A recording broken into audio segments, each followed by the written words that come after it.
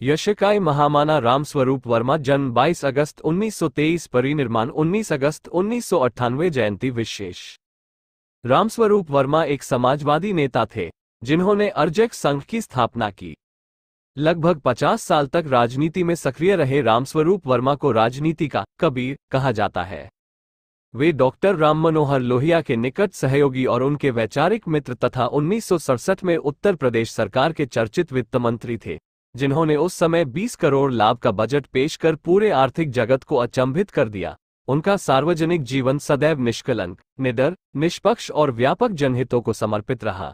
राजनीति में जो मर्यादाएं और मापदंड उन्होंने स्थापित किए और जिन्हें उन्होंने स्वयं भी जिया, उनके लिए वे सदैव आदरणीय और स्मरणीय रहेंगे। 22 अगस्त 1923 को कानपुर, वर्तमान कानपुर देहात के ग्राम गौरीकरण में एक किसान परिवार में जन्मे रामस्वरूप ने राजनीति को अपने कर्मक्षेत्र के रूप में छात्र जीवन में ही चुन लिया था। बावजूद इसके कि छात्र राजनीति में उन्होंने कभी हिस्सा नहीं लिया। उनकी प्रारंभिक शिक्षा कालपी और पुखराया में हुई, जहां से उन्होंने हाई स्कूल और इंटर की परीक्षाएं उच्च श्रेणी में उत्तीर्ण की। वर्मा जी सदैव मेधावी छात्र रहे और स्वभाव से अत्यंत सौम्य, विनम्र, मिलनसार थे, पर आत्मसम्मान और स्वाभिमान उनके व्यक्तित्व में कूट कूट कर भरा हुआ था। उन्होंने 1949 में इलाहाबाद विश्वविद्यालय हिंदी में एमए और इसके बाद कानून की डिग्री हासिल की। उन्होंने भारतीय प्रशासनिक सेवा की परीक्षा भी उत्तीर्ण की और इतिहास में सर्वोच्च अंक पाए, जबकि पढ़ाई में इतिहास उनका विषय नहीं रहा, पर नौकरी न करने दृढ़ निश्चय के कारण साक्षात्कार में शामिल नहीं हुए। इनके पिता का नाम वंशगोपाल था। वर्मा जी अपने 4 भाइयों में सबसे छोटे थे। अन्य 3 भाई गांव में खेती किसानी करते थे, पर उनके सभी बड़े भाइयों ने वर्मा जी की पढ़ाई लिखाई पर न सिर्फ विशेष ध्यान दिया, बल्कि अपनी रुचि के अनुसार कर्मक्षेत्र चुनने के लिए भी प्रोत्साहित किया। पढ़ाई के बाद सीधे राजनीति में आने पर परिवार ने कभी आपत्ति नहीं की, बल्कि हर संभव उन्हें प्रोत्साहन और सहयोग दिया। सर्वप्रथम वे 1957 में सोशलिस्ट पार्टी से भोगनीपुर विधानसभा क्षेत्र उत्तर प्रदेश विधानसभा के सदस्य चुने गए। उस समय उनकी उम्र मात्र 34 वर्ष की थी। 1967 में संयुक्त सोशलिस्ट पार्टी से, 1969 में निर्दलीय, 1980, 1989 में शोषित समाज दल से उत्तर प्रदेश विधानसभा के सदस्य चुने गए। 1991 में छठी बार शोषित समाज दल से विधानसभा के सदस्य निर्वाचित हुए। जनांदोलनों में भाग लेते हुए वर्मा जी 1955, 1957, 1958, 1960, 1964, 1969 और 1976 में 188 आईपीसी की धारा 3 स्पेशल एक्ट, धारा 144 डीआईआर आदि के अंतर्गत जिला जेल कानपुर, बांदा, उन्नाव, लखनऊ तथा तिहाड़ जेल दिल्ली में राजनैतिक बंदी के रूप में सजाएं भोगी। वर्मा जी ने 1967-68 में उत्तर प्रदेश की संविद सरकार में वित्त मंत्री के रूप में 20 करोड़ के लाभ का बजट पेश कर पूरे आर्थिक जगत को अचंभे में डाल दिया। बेशक संविद सरकार की यह बहुत बड़ी उपलब्धि थी। कहा जाता है कि एक बार सरकार घाटे में आने के बाद फायदे में नहीं लाया जा सकता है। अधिक से अधिक राजकोषीय घाटा कम किया जा सकता है। दुनिया के आर्थिक इतिहास में यह एक अजूबा घटना थी, जिसके लिए विश्व मीडिया ने वर्मा जी से साक्षात्कार कर इसका रहस्य जानना चाहा। संक्षिप्त जवाब में तो उन्होंने यही कहा कि किसान से अच्छा अर्थशास्त्री और कुशल प्रशासक कोई नहीं हो सकता, क्योंकि लाभ हानि के नाम पर लोग अपना व्यवसाय बदलते रहते हैं, पर किसान सूखा बाढ़ झेलते हुए भी किसानी करना नहीं छोड़ता। वर्मा जी भले ही डिग्रीधारी अर्थशास्त्री नहीं थे, पर किसान के बेटे होने का गौरव उन्हें प्राप्त था। बावजूद इसके कि वर्मा जी ने कृषि, सिंचाई, शिक्षा, चिकित्सा, सार्वजनिक निर्माण जैसे तमाम महत्वपूर्ण विभागों को गत वर्ष से 1.5 गुना अधिक बजट आवंटित किया तथा कर्मचारियों के महंगाई भत्ते में वृद्धि करते हुए फायदे का बजट पेश किया। अपनी पढ़ाई लिखाई पूरी करते करते वर्मा जी समाजवादी विचारधारा के प्रभाव में आ गए थे और डॉक्टर लोहिया के नेतृत्व में संयुक्त सोशलिस्ट पार्टी में शामिल हो गए। डॉक्टर राम मनोहर लोहिया को अपनी पार्टी के लिए एक युवा विचारशील नेतृत्व मिल गया, जिसकी तलाश उन्हें थी। डॉक्टर लोहिया को वर्मा जी के व्यक्तित्व की सबसे महत्वपूर्ण बात ये लगी कि उनके पास एक विचारशील मन है, वे संवेदनशील हैं, उनके विचारों में मौलिकता है। इन सबसे बड़ी बात ये थी, किसान परिवार का ये नौजवान प्रोफेसी और प्रशासनिक रुतबे की नौकरी से मुंह मोड़कर राजनीति को सामाजिक कर्म के रूप में स्वीकार कर रहा है।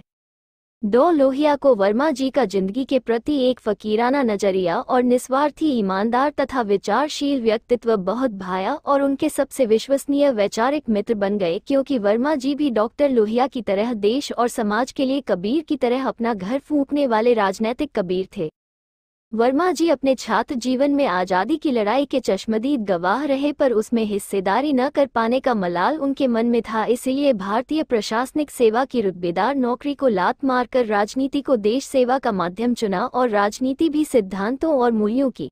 उन्होंने उत्तर प्रदेश विधानसभा के लिए पहला चुनाव 1952 में भोगनीपुर चुनाव क्षेत्र से एक वरिष्ठ कांग्रेसी नेता रामस्वरूप गुप्ता के विरुद्ध लड़ा और महज 4000 मतों से वे हारे, पर 1957 के चुनाव में उन्होंने रामस्वरूप गुप्ता को पराजित किया।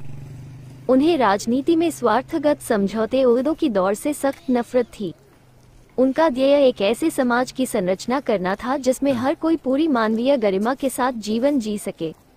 वे सामाजिक राजनैतिक न्याय के साथ साथ सामाजिक, आर्थिक, राजनैतिक और सांस्कृतिक बराबरी के प्रबल योद्धा थे, और इसके लिए वे चतुर्दिक क्रांति अर्थात सामाजिक, आर्थिक, राजनैतिक और सांस्कृतिक क्रांति की लड़ाई एक साथ लड़े जाने पर जोर देते थे। वर्मा जी ने 1969 में अर्जक संघ का गठन किया और अर्जक साप्ताहिक का संपादन और प्रकाशन प्रारंभ किया। अर्जक संघ अपने समय का सामाजिक क्रांति का एक ऐसा मंच था जिसने अंधविश्वास पर न सिर्फ हमला किया बल्कि उत्तर भारत में महाराष्ट्र और दक्षिण भारत की तरह सामाजिक न्याय के आंदोलन का बिगुल फूंका। उन्हें उत्तर भारत का अम्बेडकर भी कहा गया। मंगलदेव विशारद और महाराज सिंह भारती जैसे तमाम समाजवादी वर्मा जी के इस सामाजिक न्याय के आंदोलन से जुड़े और अर्जक साप्ताहिक में क्रांतिकारी वैचारिक लेख प्रकाशित हुए। उस समय के अर्जक साप्ताहिक का संग्रह विचारों का महत्वपूर्ण दस्तावेज है। वर्मा जी ने क्रांति क्यों और कैसे, ब्राह्मणवाद की शव परीक्षा, अछूत समस्या और समाधान, ब्राह्मणन महिमा क्यों और कैसे, मनुस्मृति राष्ट्र का कलंक, निरादर कैसे मिटे, अंबेडकर साहित्य की जप्ती और बहाली, भंडाफोड़, मानववादी प्रश्नोत्तरी जैसी महत्वपूर्ण पुस्तकें लिखी जो अर्जक प्रकाशन से प्रकाशित हुई। महाराज सिंह भारती और रामस्वरूप वर्मा की जोड़ी मार्क्स और एंगेल जैसे वैचारिक मित्रों की जोड़ी थी, और दोनों का अंदाज बेबाक और फकीराना था। दोनों किसान परिवार के थे और दोनों के दिलों में गरीबी, अपमान, अन्याय और शोषण की गहरी पीड़ा थी। महाराज सिंह भारती ने सांसद के रूप में पूरे विश्व का भ्रमण कर दुनिया के किसानों और उनकी जीवन पद्धति का गहन अध्ययन किया और उन्होंने महत्वपूर्ण पुस्तकें लिखी।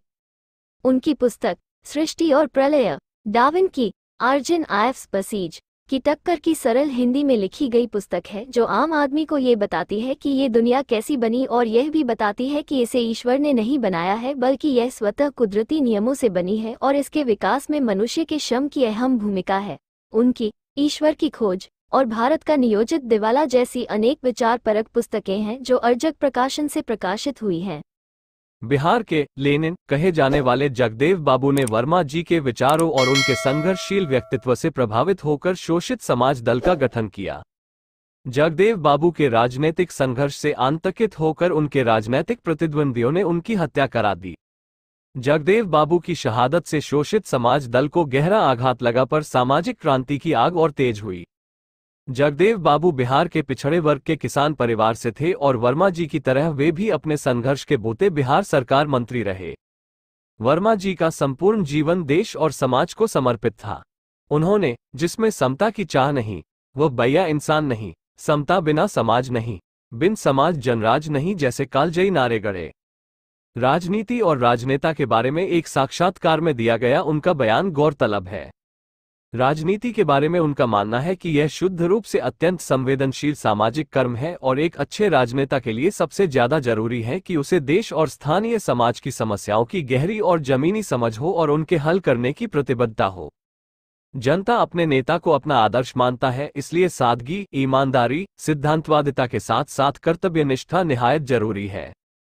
वर्मा जी ने विधायकों के वेतन बढ़ाए जाने का विधानसभा में हमेशा विरोध किया और स्वयं उसे कभी स्वीकार नहीं किया। वर्मा जी ने संविद सरकार में सचिवालय से अंग्रेजी टाइपराइटर्स हटवा दिए और पहली बार हिंदी में बजट पेश किया, जो परंपरा अब बरकरार है। वर्मा जी ने बजट में खंड 6 का समावेश किया, जिसमें प्रदेश के कर्मचारियों, अधिकारियों का लेखा जोखा होता है। इसके पहले सरकारें कर्मचारियों के बिना किसी लेखे जोखे के अपने कर्मचारियों को वेतन देती थी। वर्मा जी के चिंतन में समग्रता थी। उन्होंने क्रांति को परिभाषित करते हुए कहा कि क्रांति जीवन के पूर्व निर्धारित मूल्यों का जनहित में पुनर्धारण करना है, क्रांति है। उनके विचार मौलिक होते हैं, पर वे Baba Saheb doctor Ambedkar, Charvak, Karl Marx और गौतम बुद्ध के विचारों से प्रभावित थे। आज 22 अगस्त रामस्वरूप वर्मा की उनकी जन्मदिन पर विनम्र श्रद्धांजलि अर्पित करते हुए शत शत नमन करते हैं।